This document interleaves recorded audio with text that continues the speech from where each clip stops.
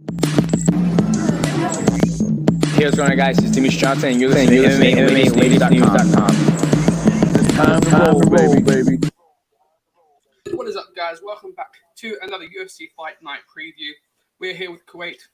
Kuwait, how are you looking forward to tonight's fight? Sorry, we've got Benavidez looking to get Figueiredo back for the flyweight title. Of course, they thought last time Figueiredo missed weight, and we ended up with another vacant spot in that flyweight division. What are you hoping for tonight? I'm just happy. I'm hoping there's actually a champion crown, to be honest, because when you have these cards or when you have these fights, last time there was an accidental headbutt, and then obviously that had an impact leading to the finish. But now you have this case where if something like that happens again and someone's not able to continue, or let's say it ends up being a draw or no contest, like it's just madness. So I'm hoping nothing like that happens. I just want a new champion crown, and I want a good solid fight. Figueiredo made weight. That was obviously step one. So yeah, I'm quite happy that happened. Benavidez looks good to go. So yeah, let's go. Yeah, it would be so typical, wouldn't it, that we get someone lands an illegal knee at the wrong time and we get a DQ or something, and we end up having to rerun a third time just because there's still no flyweight champion. Obviously, the flyweight division has been one of concern recently, I guess, is the word to use in the last 2-3 years, with Dana or others being thought that the division would be cancelled almost. And Henry Cejudo came through as the messenger, saved that flyweight division, and then, funnily enough, went straight to bantamweight to go for that title. So it left us in a bit of a pickle. Obviously, earlier this year, he did. And then he left. Yeah. It's very crazy. It's crazy what the flyweight division is. The flyweight division is it's at that lull point at the moment where there's not a champion, there's no clear-cut contender. Like, obviously there's two clear-cut contenders fighting tonight, but there's not been a clear-cut contender for a long time before Cejudo. So you're looking at two guys, one that's probably trying to cement his legacy, and the other who's also trying to cement his legacy but tried to start something very big for both his profile as well, because we all know Benavidez and what he's capable of. This is kind of Figueiredo's opportunity to do so. But aside from that, you have Pantoja and Askarov in I think that they're prelims. I'm not sure if the main card. I must double check it. But the two of them are phenomenal. Pantoja was meant to step in on short notice. I've been high on him for a very, very long time. I remember writing about him back in years ago. I don't even think I can find the article anymore. Remember writing about him, and I knew he was going to be good, and he's proven it as well. And Askarov, another top talent. So it's promising. Like, the flyweight division, there's hope yet, but I think there's once the ball gets moving on it and they start signing more fighters, I think they're flying. Definitely. Obviously, we had such a dominant champion inside Demetrius Johnson, who held that top years, beat everyone, sometimes twice on occasion. And, there was some questions about whether Henry Cejudo actually won that rematch. But it set off a prolific sort of rise with Jorge Masvidal. Obviously, Demetrius Johnson went to ONE FC, Ben Askren came over, and then all hell broke loose. So I guess we've got to thank the flyweight division for Jorge Masvidal almost reviving. Mitch, I don't know how your brain works, but man, the fact that you managed to think of that is amazing. Yeah. Do you know what? I'm surprised has Henry Cejudo come out with that himself, that he's the reason. But that is brilliant. Yeah, that's a really good way of looking at it. I like that. I'm excited. Benavidez is the renowned nice guy almost at the UFC, and he's always that one person who's almost got there and not quite done so. As you said, that clash of headbutts really ruined his fight. Did you have him win that first round? Looking back, I don't know what I had him a scorecard, to be honest with you. Wasn't it? I'd need to look back. I could have. I'd need to look back fully. I think it was close. So yeah, but I probably would have given it to him, and that was it was more that was the defining moment in the fight, really. That it was just accidental. That's all it is. It happens. It's unfortunate, but it was a altering moment in what was a massive fight for both men. So hopefully, when we run it back now tonight, that there's nothing like it. Yeah, there was at Norfolk, and it's almost like that fight's almost been erased from our memory, and this is the reset. This is number one again. That one doesn't exist, and we get our flyweight title tonight, or flyweight champion. Let's have a look at the teletype. Well, you've got 5'5" versus 5'4". both made weight, as you said. Figueiredo missed weight last time, and that's the reason why he's not coming into this a champion. But the leg reach, you know, I was looking earlier, he's got the same leg reach, I believe, as Petty Yan, so he's quite powerful with that. That's good. Yeah, it's solid, and she's got what, 2 inches for like on the leg reach there. Yeah, sorry, I was trying to read it. And then just a normal 3-inch reach advantage as well. He's taller, but it's still only small. It's margins. I think a lot of it's going to come down to experience, possibility being able to go 5 rounds. So it's all about the cardio. I'm not too sure how Figueiredo's cardio really is. Like, the man struggles to make weight, like, as it is. Like, Dana White is stand up. Like, he's a stand up guy. He's just like worried about his weight straight up. He's not afraid to say it. And also, I'm like Figueiredo. Wasn't he COVID positive about 2 months ago? I think so. I think there was some questions into this, wasn't there? There was questions about it. Now, yeah, it's weird with false positives and stuff. So obviously, don't want to get into all that. But if, let's say, possibility, if there was, that is accurate, that he was positive 2 months ago, which could be wrong with, and we'll openly say that, it'd be interesting to see if that has an impact, if it is true. But I think the weight cut could 100% take it out of him as well, because he struggles as is. So I think it could come down to cardio if they don't get it done early. Do you think there's anything in with the acclimatization being in Abu Dhabi? Because obviously Benavidez is married to Megan O'Leary, and the pair of them have been out there for the entirety of the events. Whereas I believe Figueiredo's is almost quarantine period ended yesterday, I believe. So he's coming a lot. Yeah, he flew in a bit late, didn't he? Yeah, he flew in late last week, I believe. Monday, Tuesday. Okay. Maybe even sooner than that, because obviously they got their 48-hour window, haven't they, before they have to receive their results and etc. But yeah, it's interesting to see what the acclimatization is, and if Benavidez can really make the most of that. Do you know what, lad? I actually didn't think of it. I didn't think of it that much because I wasn't sure about how long Benavidez was there, because I knew Levy was there and I had the thought of it, but I didn't realize, it's another major factor, because like, he could have been, Benavidez, considering how long he's been there, he could have been out on the roads, running, training in this climate for so long that his body could be adjusted. You know, it could be only 2 weeks, a week, 2 weeks, and it's still a lot more than Figueiredo has had. So it could play a massive factor. Like, we've seen it before, that the climate can change a hell of a lot in a fight. So yeah, potentially, especially when you're well climatized like Benavidez would be, or you hope would be. Yeah, definitely. You know, hopefully he's been inside the arena. He's got used to fight. He's got used to training at those weird times. Obviously, I believe their walkouts at 8:30, 9 a.m. Sorry, so it is a weird time to be fighting, and it's a difficult one to adjust to, especially coming over from the States over to. That's weird, man. Yeah, imagine you're there training like over in the States, and you're training at, let's say, or you're fighting normally. What time is it usually? They usually fight quite late over there, because the main cards sometimes don't start till like 6 or 7, isn't it?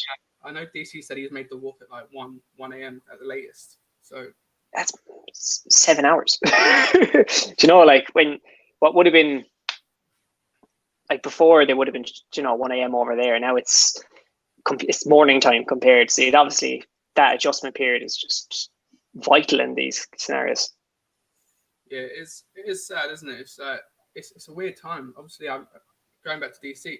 He said when he fought in Australia, he actually fell asleep pre-fight, and then he woke up. The time differences, so such a weird one. But he went out there, the professional as he is, and he still won the fight.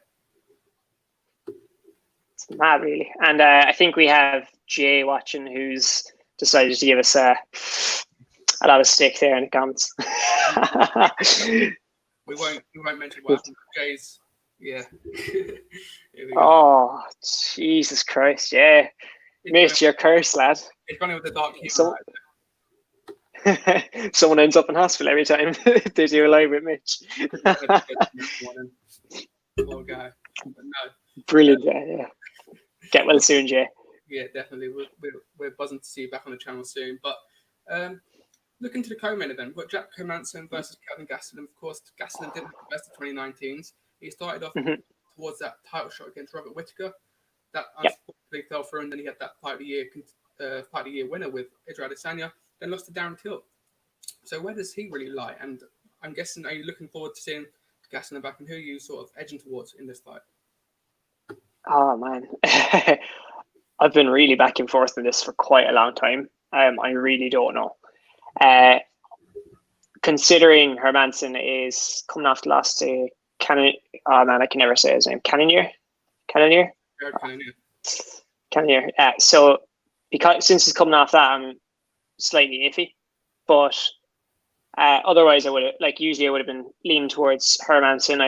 That you could say there's a small bit of bias there. I remember interviewing him years and years ago. He was sound out, good guy. I've watched him for years, so I've got, just because when you watch someone for longer and you have more knowledge of them, you know how they fight.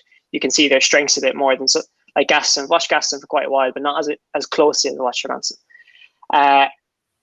But realistically, then speaking, Gastelum has shown to be the more elite in recent times. Like Gastelum has, he's been up there with the champion. He's stood there. He's hung with Israel Adesanya. He's looked fantastic in there as well. Really, so going with my head, I'd have to pick Gastelum. Yeah, some would say, in an alternate universe, Gastelum wins that fight, becomes the interim champion, and he rightfully gets that fight that he would have had against Robert Whittaker. So he could have very well have been the middleweight champion going into this year. You have to feel sorry for him. You have to feel sorry for him, but isn't it absolutely crazy how things change? It's how the game works.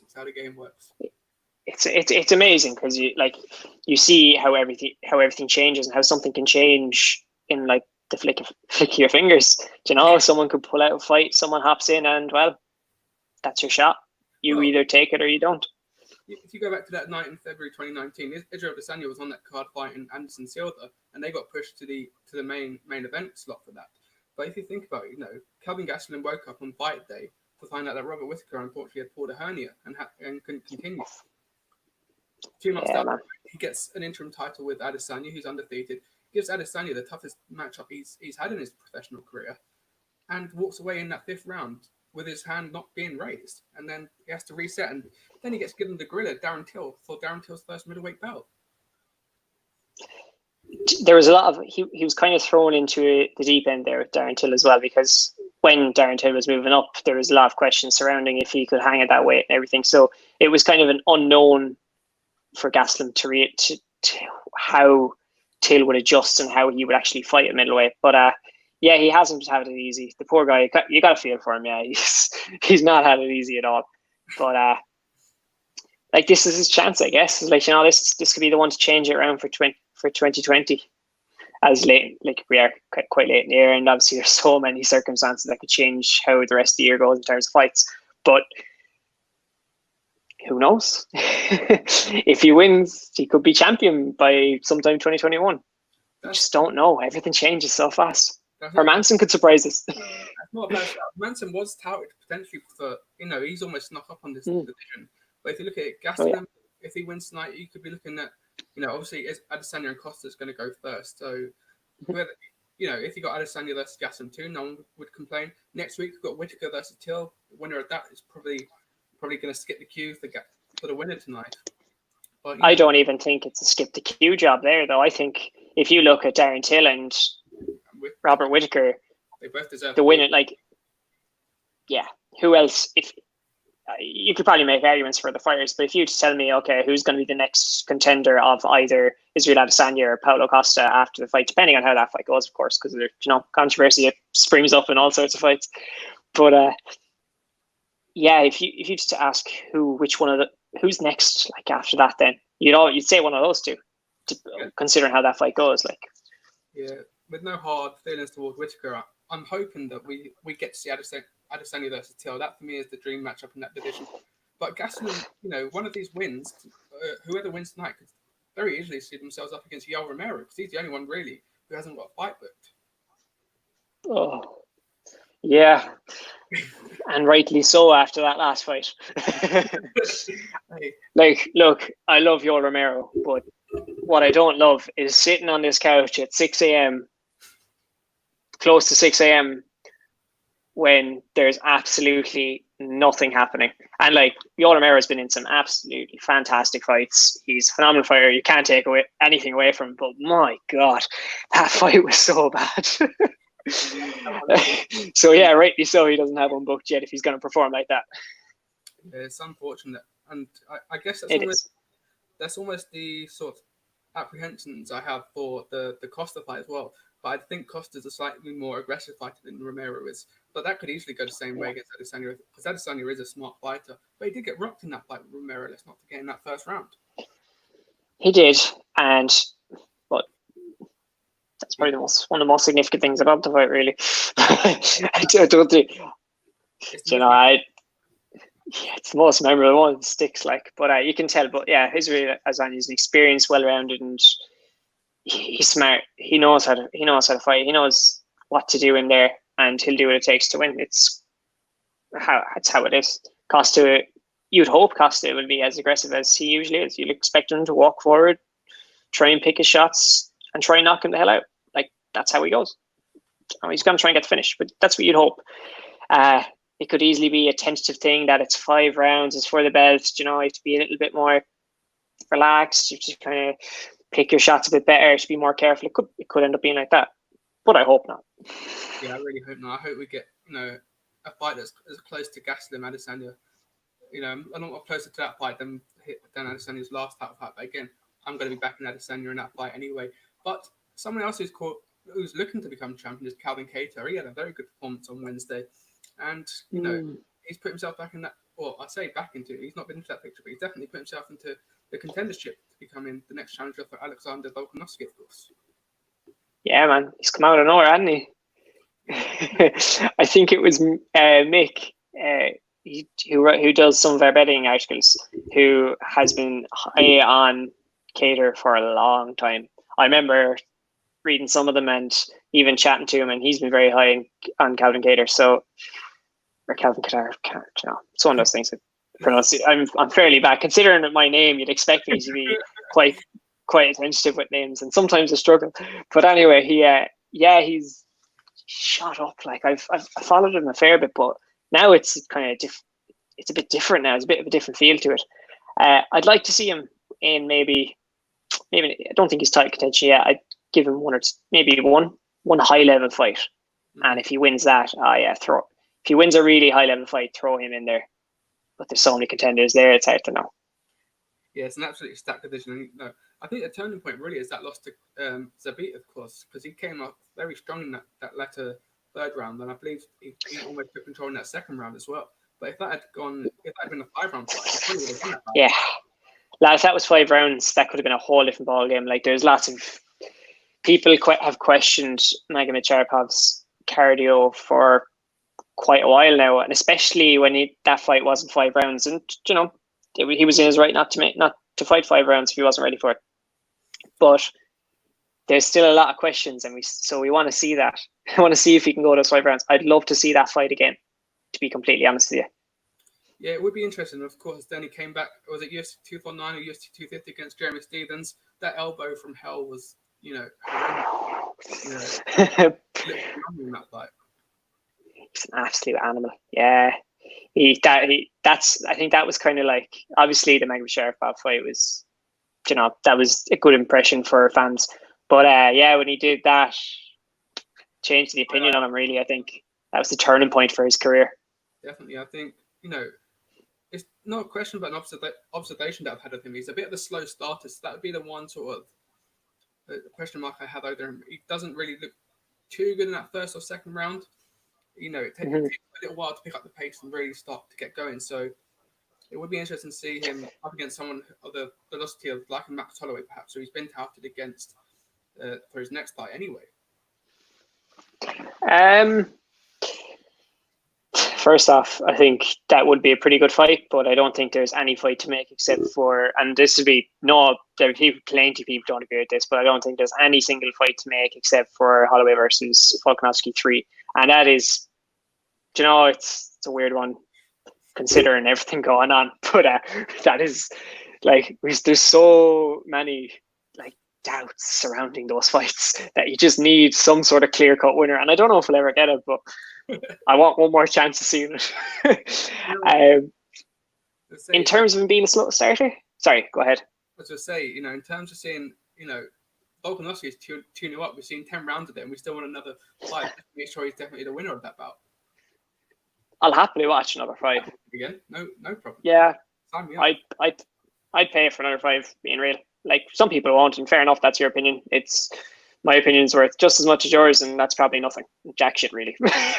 So fair enough, people don't want to see it, they don't want to see it. But personally, I would be more than happy to pay for that. Definitely. What was you going to say before I really interrupted you? No, sorry. I do that the whole time. It's kind of, it's a typical thing. Happens when you're doing videos like this, especially when there's a delay sometimes. Yeah, about Calvin Kattar's cardio. He, or not cardio, but just starting slowly, excuse me. So like people had that argument for Donald Cerrone as well for years, didn't they? He's like, oh, he starts slow first round, all that. I don't know. I guess maybe for one round he could be. I don't think it's extremely consistent. I think it's just been very noticeable in certain fights, and people have kind of latched onto that as a result. Like, one sec, like, if you had to get his stats up, well, surely, like, there's clearly a few rounds that he's probably looked very good in round 1, but people just latch onto the ones that he's not done as well in.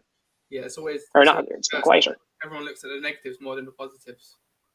It's the same with everything. He's like, a referee could have an absolute stormer, and he could be doing a great job, and then maybe he stands fighters up, just stands them up at the wrong time, and he's an awful ref then. That's the opinion just changes so quickly for some people. Like that. This past card just gone, didn't we? It came from hero to villain in about 3 fights. The referee on that night. Okay, yeah.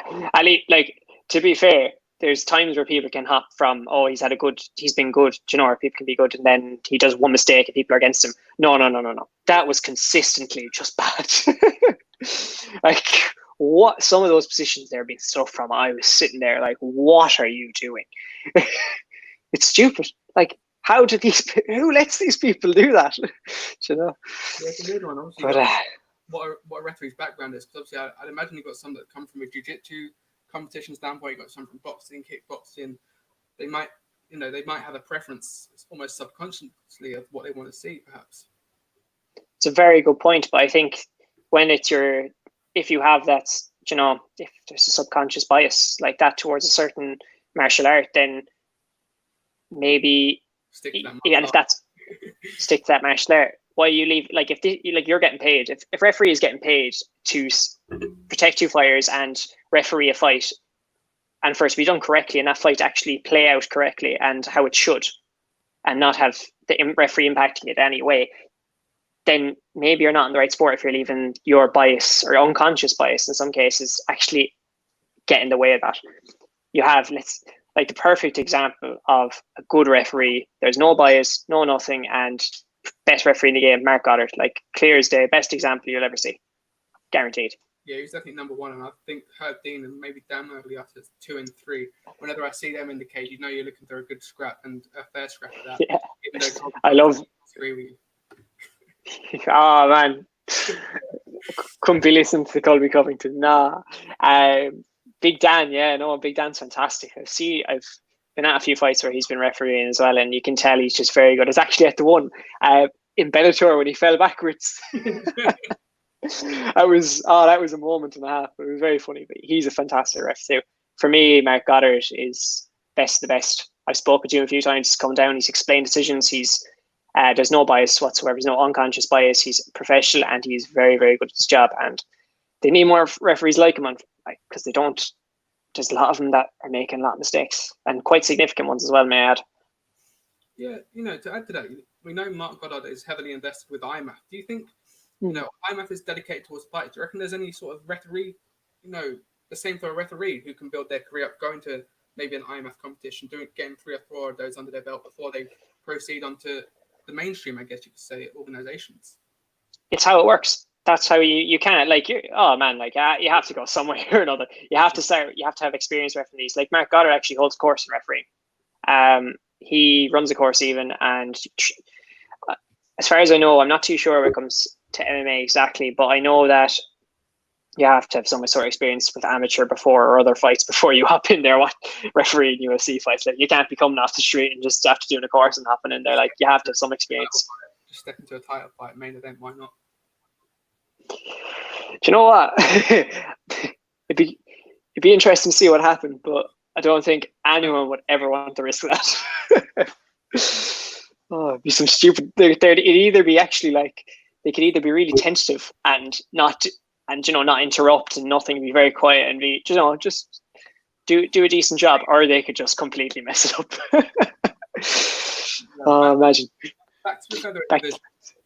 We say we've got Calvin Kattar is number 6. I think Yair and Zabit fight now, and I'm assuming Brian Ortega and the Korean Zombie at some point going to face off. They keep having their back and forth, and I think that's fight to make. Max Holloway's the only one there without a fight, but as you said, it would be nice to see him get that trilogy fight with Volkanovski. Yeah, I'd like to see him do that. Magomed Sharapov, Yair Rodriguez, the dream fight for me, or actually Korean Zombie as well. Either of those, dream fight. I would actually, you know what? I wouldn't mind seeing Brian Ortega versus Kattar. That'd be interesting. Of course, Ortega's phenomenal jiu-jitsu. Kattar's the boxer right in that fight, and Brian Ortega. It's been 18 months or even more. His last fight was against Max Holloway 236, where he got almost a lesson there. Yeah, it's been a while, and he's still quite high up the rankings. Kind of itching to see him back in the octagon and seeing how he fares against some of these lads who've been on the rise and doing quite well. But yeah, I wouldn't mind seeing him in that fight. It'd be a pretty good one. Him versus Zabit would be a good fight. I think the featherweight division is stacked, but there is almost slightly almost a gap between Max Holloway and Volkanovski, who are clearly number 1 and 2, and the rest below him just need to catch up that little bit more. I think a lot of that is because we haven't seen the rest of them being given these opportunities. But yeah, the 2 lads at the top are the talk of the town when it comes to featherweight, and the rest of them kind of go overlooked. But featherweight's got some serious fights to make. Like, it really, really does. I think it's because, like, bantamweight at the moment, for example, is just so highly touted upon because there's so many fighters that can fight for the belt that people forget about the fights that can be made at featherweight sometimes and how actually stacked that is, especially the top 10, top 5, 6 maybe, in particular. Definitely. I think, if you go from bantamweight all the way up to middleweight, you can easily see the top 5 all fight for a title, which, for the UFC fans is perfect.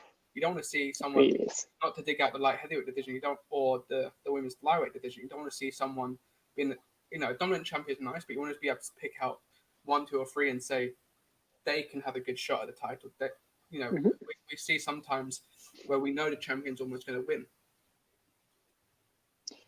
Yeah, like I don't exactly think that's the case with them. I thought it was before when Holloway was champion. I kind of fell into that, when that mindset when he was just constantly winning. It was like, my God, this guy's just unbelievable. Like, when he did that fight against Ortega, he just played with him. Like, he just, he showed the levels. Like, and he just showed his levels to this.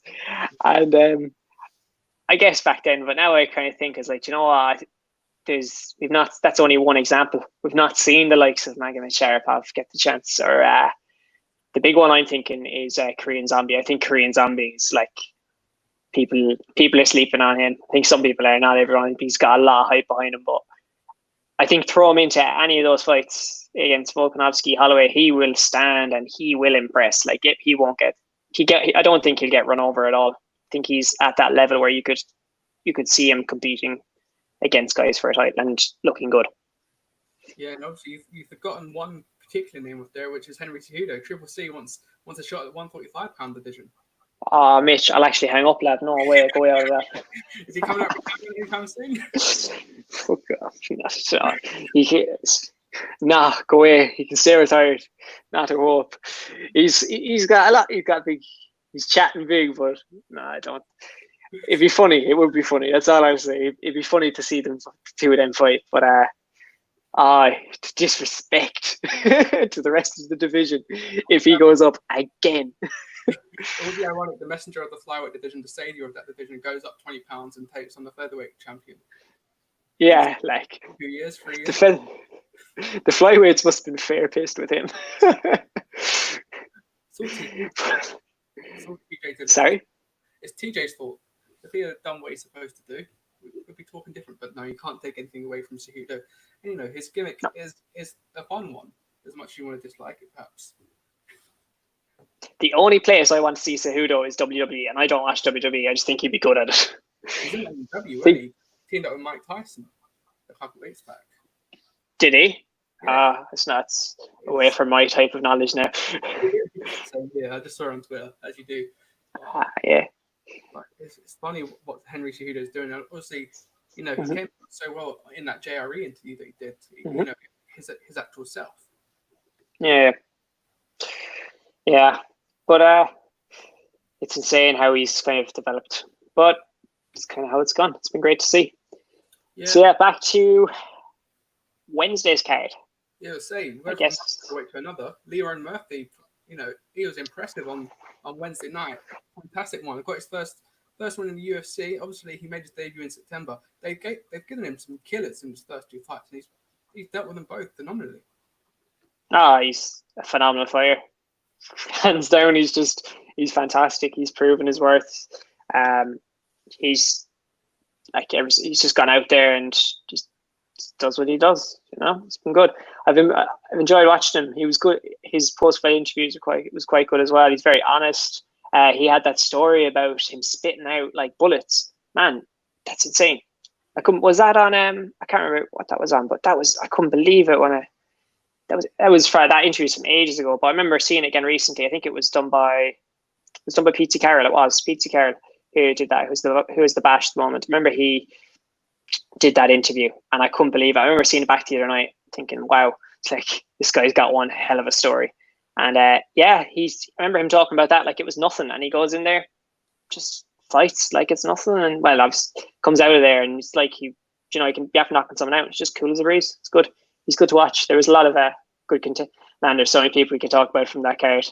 Like the other one is Kansas Timaev. Like, oh my god, unbelievable. Man. Debuts. Unbelievable. He was fantastic. I think the kind of brightest prospect out of that was Kamzat for me, 100%. He was phenomenal. Different level. Now known as the Swedish Khabib, of course. He's come in. He wrecked havoc that night. He wrecked havoc against, was it John Phillips? Poor John Phillips from Wales. Of course, we had the British. John Phillips from Wales, yeah. Sort of resume and roster coming in.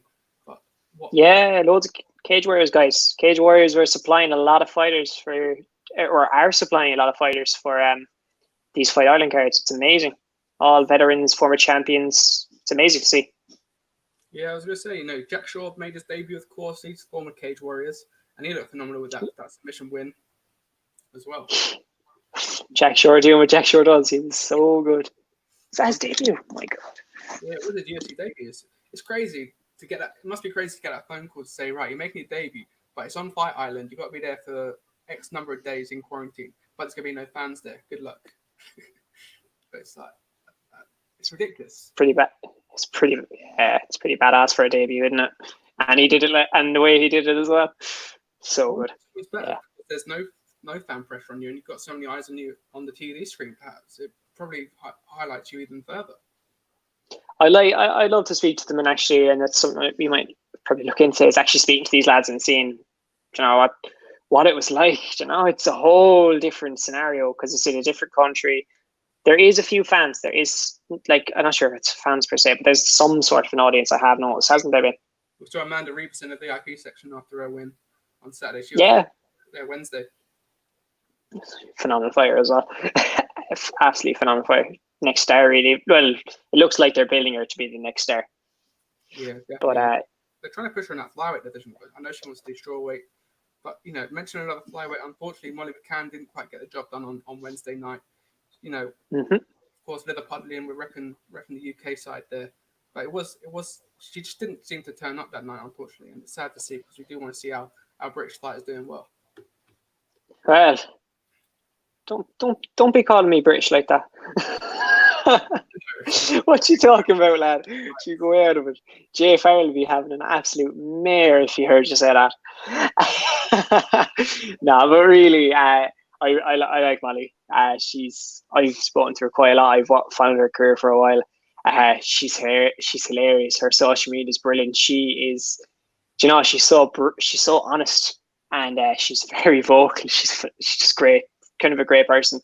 And yeah, it was kind of sad because she's much better than what she showed, and I think that if you had to run that back, I think she probably learned from it, obviously, as anyone would, and I'd say she go like I think she'd beat her. Being completely honest, I think Molly McCann could beat her if that was run back again, but that would take nothing away from Santos. She completely surprised me in that fight because her record before that was absolutely like padded.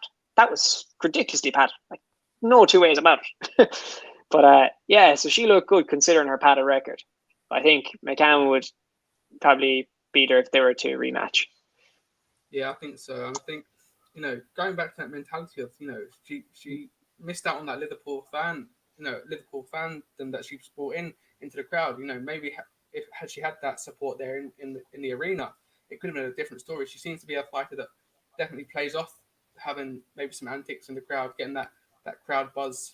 But unfortunately, it wasn't there Wednesday night. Yeah, she's just full of energy. Anyway, man, like she's great. She's great. She's got her own podcast too. Like she's very funny to listen to. Like, and I remember hearing her fights, man. If you ever hear, I was at Cage Warriors fights quite a few times where she's been at, and she's so vocal, she's so supportive. I think she's got enough energy. But I'd say definitely the fans were missing that type of fight, especially for someone who's as energetic as Molly McCann.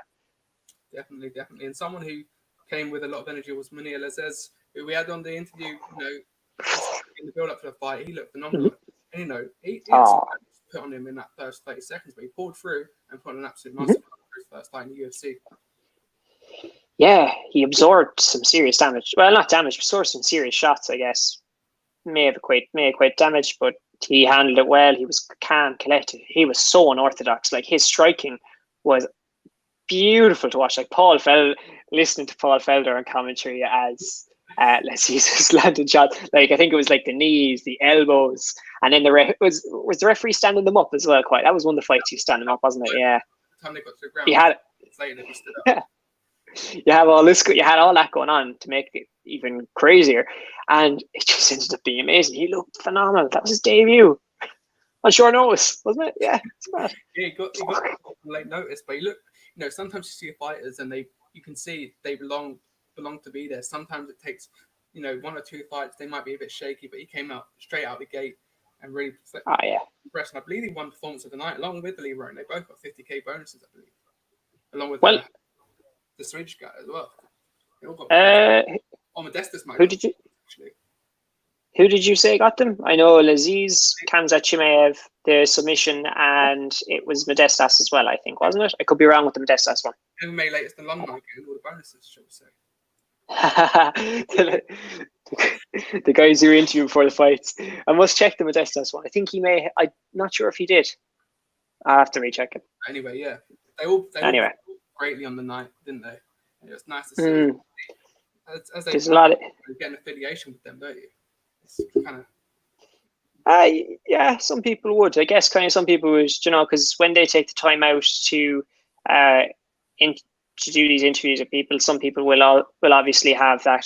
Okay, you'll be very thankful for them, so you'll appreciate them. And I guess some people root for them. Personally, I may not root for them, but I would be very much kind of like I'd be very thankful and I would wish them all the best. But it wouldn't be biased in any way. Usually, it would just be.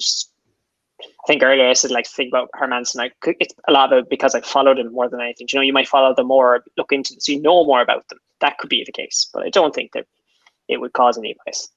No, definitely not. You mentioned earlier about Cage Warriors. We have got the return of Cage Warriors in September, but also the return of Bellator, July 24th. Sergio Pettis headlining the card. What did you make of the news breaking this week that Bellator is back?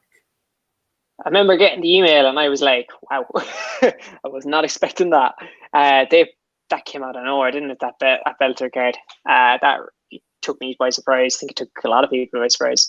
It's a fantastic kind of main event. I really like it. I love watching Sergio Pettis fight Ricky Bandejas. What can you say? I think I saw him fight. I saw him fight in Dublin against Franz Manamba. Great fight, actually. I must say, Franz Manamba's a serious fighter as well. I think he was quite unlucky in that fight, but Ricky was a different ballgame as well. He's a very, very good fighter. I'd love to see that fight again. There's a lot of fights I'd like to see again or to be seen made, but it's a big fight. I'd love to see the winner fight or maybe who depends actually how it goes. I'd love to see maybe either winner or loser. Someone fight Brian Moore afterwards from Ireland. I'd love to see that. Specifically Bantamweight, because obviously the SPG thing where he's fought two guys. I don't really care if he wins or loses. I'd love to see that fight. Him versus Brian Moore is the one to make for me. Yeah, definitely. I think, it, as you said, it must get sprung upon us. There was rumors going for about 4 weeks that they'd return in July. Do you think, the fact that the UFC have been so good in terms of the fact that we've been given title shots back to back for their pay-per-views, do you think there could be any sort of limelight being taken away from Bellator? The fact that, quote unquote, it could be seen as a weaker card, or is it just the fact that it's back that you're tuning in? Nonetheless, I think, in fact, I don't know. I think it's very hard to say considering current circumstances. But Bellator. That could be what they managed to put together. That's the fights they could have. They might have something else in store as well that we might not know about. But I think this is more just let's see how it goes. It's their first event. I don't think there's much. Getting things back to normal, of course. Yeah, but it could be a tester just to test the waters, see how it goes, see how successful they are with it. See what everything. There's a lot of variables involved there that I'd say they have to look at before going ahead with this yet again. Yeah. So I wouldn't judge them off the card at all. I actually do like the card, but I wouldn't judge them anyway, or compare them to the UFC, considering UFC are putting on pay-per-views and this is their first fight, their first card back. Maybe in a few months we could start looking at it differently. Yeah, definitely. Cage Warriors are going back to back to back. They've got a triple header weekend in September. They've got Jack Cartwright defenders title on there, but that's going to be some. I think it's a week. Is it Thursday, Friday, Saturday? That's going to be some weekend build up, isn't it? Mad. Oh, yeah, I love it. I absolutely love it. I love Cage Warriors. Fantastic. They've been producing so many fighters, loads of them that we're seeing on Fight Island, some that we're seeing tonight. I think tonight, what are the ones we'll see tonight? We're going to see Brett Johns. Ian Gary's on the card. Jack Cartwright's on there. I mean the actual. Sorry, I meant the ones they're producing for this card. But as well as that, the ones on that card, Ian Gary, Irish fighter, he's incredible. He's obviously you can't call any fighter the end product at all. But he is kind of a star, a champion in the making. He's shown it. He's able to talk. He's got a real likability factor. He's kind of when he's fighting, there's so many people supporting him. You just know when he's fighting that something good's going to happen. Lots of potential there. I'm looking forward to seeing him back in particular. Same with James Webb. They're two fighters. They train out of Ireland and Team KF. So they would be two I'd be keeping a very close eye on personally. Okay. I'm hoping this is true, but apparently some breaking news here. Izzy versus Costa could be announced at UFC 253 in September. Jay's coming in with the breaking news here. He's interrupting everything here. But we spoke about it earlier. What's your thoughts on that? UFC 253, Izzy versus Costa. They finally announced it. Is there a location for it? If there isn't, I'm not too sure. But if there is a location, it'd be cool if it was New Zealand. Send location. Jay. Poor Jay's out of hospital and we're there asking for a lot of information. Wow. Yeah. Good fight, dude. Very, very good fight. I wouldn't be surprised. Obviously September is Abu Dhabi, I believe. I think they've got a 5-year deal. Okay. I don't know what they've done so far, if that's integrated with that deal, but I know they've got a 5-year deal in September. But obviously Australia have dealt with the current or almost events, New Zealand pandemic, and New Zealand have dealt with it very well. So you could potentially see that with perhaps a full crowd, perhaps of 50. I think New Zealand have more of a chance at the moment. I'd prefer New Zealand personally because I think Izzy has kind of earned that home territory fight in where he trains. He trains in city kickboxing, and then he's got all these guys that he's training with. He's got Dan Hooker. He's got so many. Is it Kai Kara France as well? The city kickboxing. Volkanovski, exactly. Yeah, you've so many. Dan Hooker. So many. I even forgot Volkanovski there for a second. Excuse me. But you have all these guys. You're thinking, do you know what? You could put, if you look at those names, you put them on paper. You just think, sit there and think, oh yeah, you have a city kickboxing kind of for one half the main card. It'd just be insane. Can you imagine? You'd sell out the whole arena. Israel Adesanya would sell out himself. Well, guaranteed 2 title fights. Guarantee. Oh, that has to be Volkanovski, please. That would be phenomenal. Get it done nice and quick. Yeah. I'd love to see that. But yeah, where were we? We're back in Cage Warriors in September. Oh yes. As we lost track. Before Jay interrupted us with the breaking news. That Jay fella, he's at it again. Dubliners for you. Oh, it's incredible, isn't it? Okay, let's get a prediction for tonight. Who's going to be flyweight champion?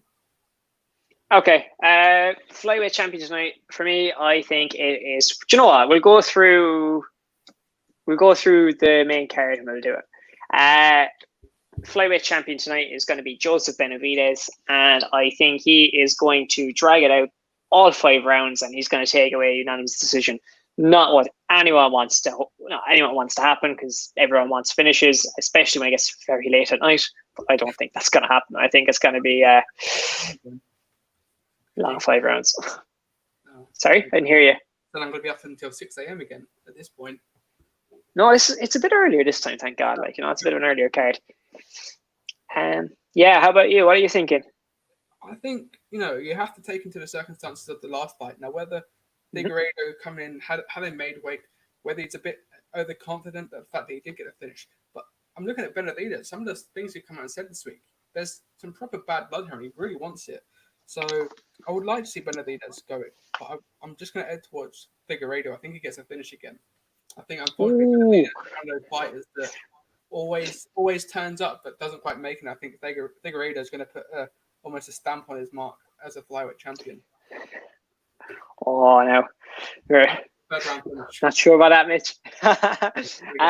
Yeah, good, not bad. Co-main event then. What we thinking? I think this one's almost hard to pick. I'm going to go with Kelvin Gastelum. I think he's going to get back in that win column. I wouldn't be surprised to see Jack Hermanson pull off some submission victory or something like that. Yeah, I agree. I'd pick Gastelum. As I said earlier, if I was going by my head, I'd pick Gastelum. Obviously, as I said before, Father Hermanson, so I'd know more about him. I guess I've watched him all along, see how he develops, see what he can do, see what he can go back from, as most people have. And I think he's a very, very good chance of winning this. I think he could upset it, but considering what Gastelum did against Izzy is what's going to sway me towards, okay, and how good he looked against Darren Till as well. Considering, I think it could be Gastelum. If Hermanson wins, oh my God, then another European contender. Oh yeah, it's incredible, and I think fight of the night has almost been given towards Mark Diakese, hasn't it? The fight that he's having, everyone's buzzing about that fight. I can't wait. 50K already at this point. At this rate, here now we've seen. There's been lots of fights that we thought of before that are going to be absolute bangers that end up being snooze fests. There's no way this fight's going to be one of those, though. I'd be very shocked if it is. Mark Diakese is as exciting as they come. Has been ever since his Bama days. He's been great. And then Fiziev, just elite stand-up fighter. His stand-up is second to none. Can't deny it. It should be an absolute war, you'd hope. Do you have Diakese coming out the other side as the winner? Yeah, I do rate Fiziev quite highly, but I think Diakese's got that bit more experience. He's been, a bit more experience in the cage, that is, anyway, and in the UFC. So I think Diakese gets done. Awesome, that's perfect. Yeah, let's say we're coming towards the end of UFC Fight Island, and we've got all these European fighters on there and British fighters, and it's interesting to see why Leon Edwards hasn't almost been seen on this card. I know he was meant to be fighting Tyron Woodley back in March now, which is what 4 months ago now, which is incredible. Mm-hmm. We could have seen him on one of these cards, perhaps, but unless they got a Tyron Woodley or a Carl Wilkinson for him, maybe on that September card or even in August, perhaps. Yep. I'd love to see Leon Edwards back in there. I think I tweeted about this recently. It's like Leon Edwards made it clear that he was offered the fight for Usman before Burns. And like, as you said, they couldn't make it work. That's fair. We don't know the details. We don't know what happened. That's all behind closed doors. It could be personal as well. You never know. You just never know. So there could be a lot of factors involved there, but he got after the fight. And it shows that he's in that he's always been in that conversation for about 1 or 2 fights now. So but it's a shame he's not fought. I think there's definitely a good reason that he hasn't fought. And it's likely that it's be him and Woodley next. And I think he beats Woodley too, to be honest with you. I've watched him for quite a long time. He's been phenomenal since his Bama days as well. And Edwards gets it done. Yeah, I know Usman's had if that happens. radar since late last year when he fought Compton, when there was talks about, oh, you're going to defend it against Masvidal next, or a Woodley rematch, or a Colby rematch. Burns wasn't, funnily enough, in the title picture at that point. Obviously, Burns came through, took the Woodley fight that was supposed to be Edwards, and he's run with it, and deservedly so. And he's become a title contender off the back of that. And I think he's going to be Fighter of the Year this year. I don't really see many others taking that spotlight from him at the moment. If he fights for the title and wins his fight, then he's 2020 Fighter of the Year. Well, I guess, if you go by the Fighters Only Fighter of the Year awards, I don't think he takes it. I think he needs, if he wins the title, he takes Fighter of the Year, guaranteed. Yes, especially 2020. Obviously, had Masvidal maybe won, he'd put himself back in that question. But I don't see how anyone, other than maybe Nunes, but Nunes has only fought 1 this year, correct? I think Nunes, if she fights again later this year and gets another impressive win, she's always a good contender for a Fighter of the Year. Oh man, Nunes is the GOAT. Nunes, I don't know, man. People can say what they want about Nunes. I think everyone's kind of in that mindset that she is the best. No, like, that woman is fantastic. Never mind Fighter of the bloody whatever. Never mind Fighter of the Year. She's been, I don't know. She's been fighting. She doesn't need that. She's got this cemented legacy as probably one of the best female fighters of all time, if not the best. Probably the best, actually, to be honest with you. I think she's the best female fighter of all time for MMA. So, never mind Fighter of the Year. She doesn't need that. Yeah, I was contemplating the other day, because obviously there's a lot of talk about Valentina Shevchenko going up to bantamweight. Now, I know, I'd probably imagine that Nunes, what her weight cut is going down to bantamweight. I wonder if there is a possibility of cutting down the extra 10 pounds and taking that belt, taking the flyweight belt, because that would be almost intriguing. See what it'd be like in a different division, but I don't think Nunes probably has that capability to cut another 10 pounds down. Why would she do that to herself? Yeah, really. She doesn't need to do that. She's beaten that girl twice. She's beaten her. She's done this, and then you see how good she is at featherweight, see how good she is at bantamweight. Like, she doesn't need to do that to her body. Like, she doesn't even need to fight again. No. Like, she doesn't. No, I don't. I would not like to see that at all. I keep her at those 2 divisions. Leave her do what she wants, and see what happens then. But no. She got the birth of the child coming in September, so I don't really see her fighting again this year, which is nice. It'd be good to see the divisions, bantamweight and featherweight, both get on almost a reset and allow the skilled level to increase within the contenders itself. Yeah, she's wiped everyone, really, hasn't she? Yeah, definitely. Yeah. I will mention this though, as we mentioned on Bellator and Cage Warriors, PFL did announce that they weren't going to be doing any seasons this year. Do you think they may have pulled the trigger a little bit too soon, or the fact that it is a season, a lot of their revenue would have come in through the gates and whatnot to be able to do that $1 million prize at the end? Do you think we can see anything like an exhibition, maybe October, December, they just put some exhibition fights on? Because they could be at risk of losing some of their fighters. I know, there's been talks here and there about Kayla Harrison maybe given a shot at the UFC, but obviously she's almost the poster girl for Pierre. But sure, where do you put Kayla? Like, for one quick second, that Kayla Harrison point, where do you put her in the UFC? Like, unless she can make 145, then she's no business in the UFC. When there's no lightweight division, they can barely fill a featherweight division. Yeah, there is no way she's getting lightweight opportunity. There's no featherweight rankings in existence at the moment, which is ridiculous. Yes. So talks of Kayla Harrison coming to the UFC, unless she makes featherweight, are just complete. Like, they just doesn't make sense to me. She'd need to make that weight if she was to be taken seriously with that. But for PFL, they're not going to have a season. I think they're past that by now. Like we're in July. Like I think a season's gone, to be honest with you. What they could do is they could have one or two. Do you know in those in their events sometimes they have, like they did with Brendan a few times, where I wouldn't call them exhibitions, they're still fights. Them lads are still going in there to knock the heads off each other. There's no, like, it's an exhibition of their displays of how much they want to like knock the other person out. That's all. That's the only exhibition that's happening there. It's real. But yeah, the two lads, those two fights, excuse me, they were not a part of the season. Same with Kayla Harris. I think she had one, maybe two. I think it was definitely one that was out of seat. That wasn't in a season either. They could do just like a normal fight card then.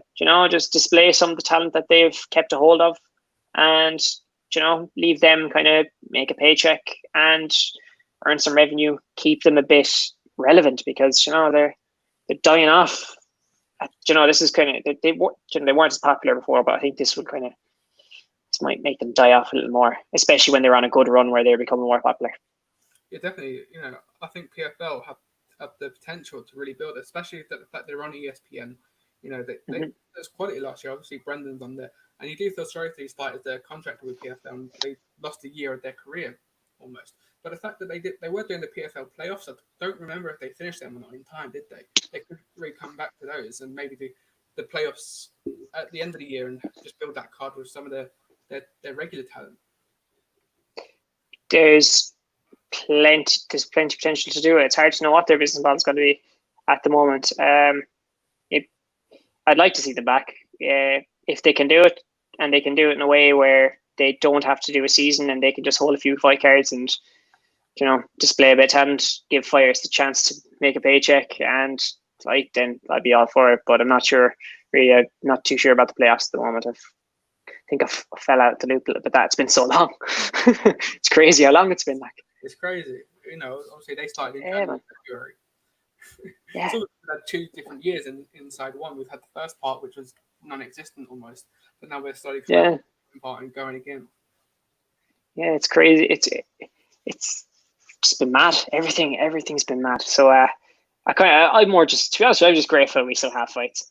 Got so much coming up as well, haven't we? The fact that we've got Fight Island. Yeah. It's the 3rd event inside 7 days, which is incredible.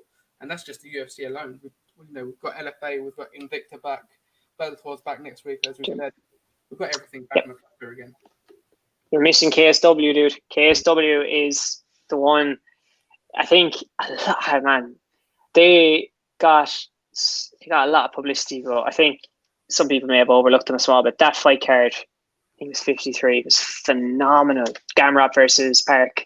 KSW return is huge for the sport, in my opinion. Always will be.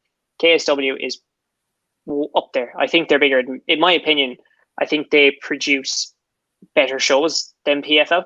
And I think their level of talent is up there and quite on par and could compete with some of the best easily. Some of their fighters could be champions in Bellator too. And, they're so good. I think they've been overlooked a little bit sometimes, but their fight card, unbelievable. One of the best promotions out there. I'm so happy to see them back. If they can keep putting on fight cards like they did, oh my God, I can't wait. It'd be buzzing. Definitely. And obviously, we've forgotten about one FC. I think they're coming back soon. I know they're doing some stuff with their Muay Thai. But of course, Brave coming back in August where Sweden makes his debut. Yeah, man. Mohamed Mokhtar is making his debut. As part of Brave is going to be huge. It's a shame he's going to... There's no crowd, like I assume. I'm not seeing much, but there's most likely be no crowd. If there's a crowd, I'd be shocked. But anyway, Mokhtar making his debut is probably it's going to be one of the biggest most kind of... It's the biggest highly touted... Yeah. Most highly touted debuts that you will ever hear about. Like his day, I can't imagine anyone not who covers this sport not covering his debut. The way he dominated amateurs, the way everything he did at an amateur level was phenomenal. The lad he's set himself up to be a future star. He's something else. Phenomenal fighter. So I'm buzzing for that. I'm really looking forward to it. I'm looking forward to those Brave cards in general. Except one thing, they need to really fix those posters. Like, Jesus Christ. Like, Bellator's most recent was unreal. Cage Warriors have some good ones as well. PFL, UFC, all put on great fight posters. My God, someone needs to sort out those Brave ones. When they're out, once they do that, I think they're doing all right then. The fight's put on good though. To just add to that Mokaev point, you said he's fighting. The crowds are probably going to be empty when he fights. Do you reckon the fact that he's come through IMAF, where he's had little fans in attendance in terms of it, IMAF isn't a regularly attended event, is it? Do you reckon that could just ease the pressure off him a little bit as he gets into that professional sort of mindset of being a professional talent rather than an amateur fighter? Don't think it matters. Not with that lad. He's going in there. Yeah, lad. He's showing us all what he can do. Like, obviously, people can say he's only an amateur fighter and all this. No, that lad is elite. As an amateur, he was an elite amateur. IMAF is the proven path for being, like, you look at Jose Torres, Amanda Ribas, like, the list goes on, for fighters who have come through IMAF and are now in the UFC or high level MMA fighters. Go on. Many of them bought this on this fight island, haven't they? Many of them have been on there this past week or so. We've got a couple. Yeah, like we've had him, like Amanda Ribas. I think it's almost positive Amanda Ribas is the highlight one there. And then you have, I think I was saying it recently, others, like I think Jose Shorty Torres is going to fight. He's in that Brave tournament. Like the levels that have come out and saying Jack Shore, another one, isn't it? Phenomenal. He was Cage Warriors champion, like, and now he's up there. He's going to be up there. But so Mokaev, the hype is real for him, and I have a feeling he's going to just cause havoc. Yeah, wreck shop. That's the best way of going. Absolutely wreck shop. He's going to be like, like people kind of got surprised by Kamzat Chimaev coming in and just doing what he did. I've been watching him do that for quite a while. Like, now I'm thinking, are people going to have the same reaction to Mokaev when he starts doing that? Yeah, when that first hip toss or that first takedown, and he just mauls the opponent, it's going to be incredible. The fact that he's been almost named the English Khabib in a way, we've almost we've adopted him and given that Khabib stature. The same with Kamzat. He said he's been now named the Swedish Khabib. So Khabib's going across Europe. Yeah, you kind of have that in a sense, but people just comparing fighters always, and I guess that's nice. That might be nice for the start, but I'd say after about 3 or 4, after a while, people start, make their own name, and I think they will. They're talented fighters. Can't deny them anything. They've gotten where they have through a lot of hard work, so you can't deny them. And they'll probably build their own legacy and their own name, which people probably respect as a result. Definitely. We'll end it up on the two most important questions of the night. One, what is your go-to food for watching along with fights? And what's your go-to drink to watch along with fights? Oh, man. I have to be conservative here. No, I go for a pizza, man. Obviously. Have you not seen? I'm pretty. Anyone who knows me is always, if they're going watching fights, I'm gonna be probably snacking into a pizza at some stage. Like, it's my guilty pleasure that I have a bit too often. Yeah. For a drink, you can just snack on a pizza, can't you, during the fights, and it lasts quite a while.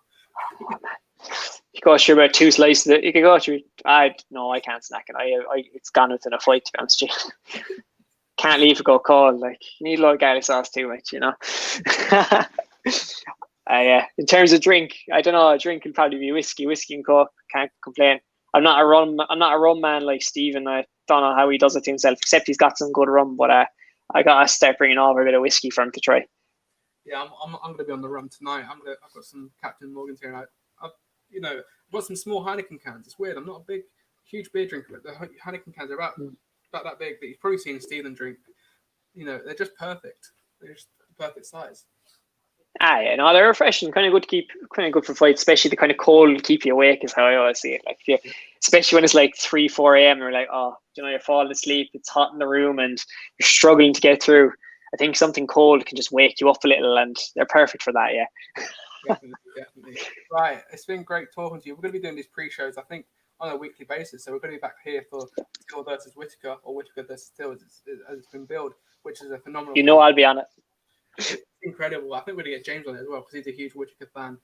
The last time he saw Whittaker fight was against Adesanya, and he was brokenhearted that night. So yeah, we'll be doing the pre-show for that. Again, another big card. Gustafsson comes back for heavyweight that weekend as well. That's gonna be interesting. Yeah, I'm buzzing for that. That's gonna be a great debut. Oh my god, him Verdum, can't wait. Yeah. And we get to have Sweetenham on. I'm buzzing. I haven't done a video with Sweetenham. It's going to be incredible, yeah. But make sure to hit that like button. Make sure to comment and also subscribe. We're on the march towards 10K now, so make sure to hit that subscribe button. And we will see you guys on the next video. Thanks, guys.